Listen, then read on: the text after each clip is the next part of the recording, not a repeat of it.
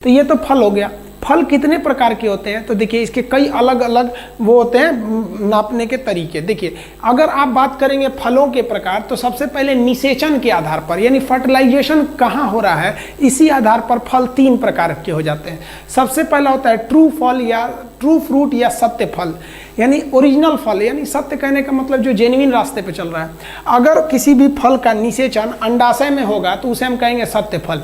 दुनिया के 95% फलों का निषेचन अंडाशय में ही होता है तो हम उसे क्या कहते हैं, सत्य फल के नाम से जानते हैं। जैसे आम, जामुन, 90% जितने फल आप देख रहे हैं 90% फल कहाँ उसके निषेचन होते हैं, अंडाशय में होते हैं। तो इसे हम क्या कहते हैं, सत्य फल। अब बात करते हैं असत्य फल किसे होते हैं।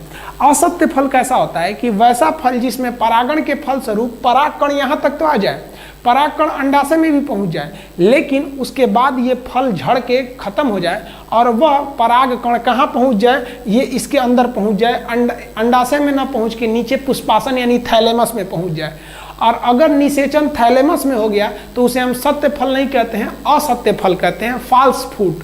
इसे हम कूट फल भी कहते हैं, असत्य फल या झूठा फल, झूठा नहीं झूठा फल कहते हैं। तो असत्य फल का निषेचन कहाँ होता है, एकदम निचले भाग यानी पुष्पासन में। उसका एग्जाम्पल देखेंगे तो सेब होता है।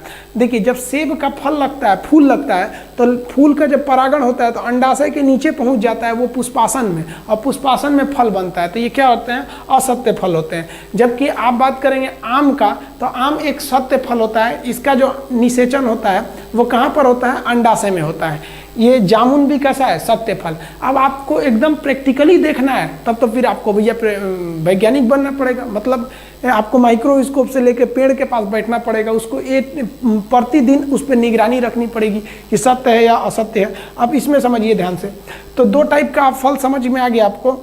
एक हो गया अगर अंडाशय में हुआ तो सत्य, नीचे हो गया तो असत्य।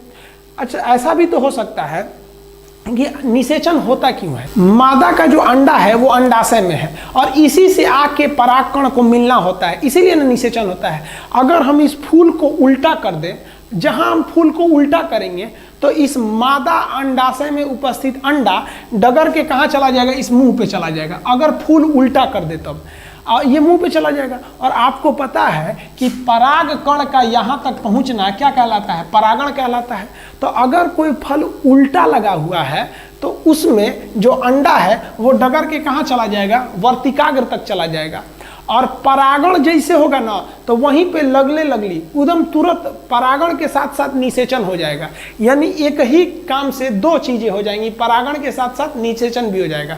तो ऐसे फल को हम कहते हैं कि भैया इसमें अलग से निषेचन के लिए कोई प्रक्रिया नहीं अपनानी पड़ी, परागण से ही निषेचन संपन्न हो गया और परागण भी संपन्न हो गया।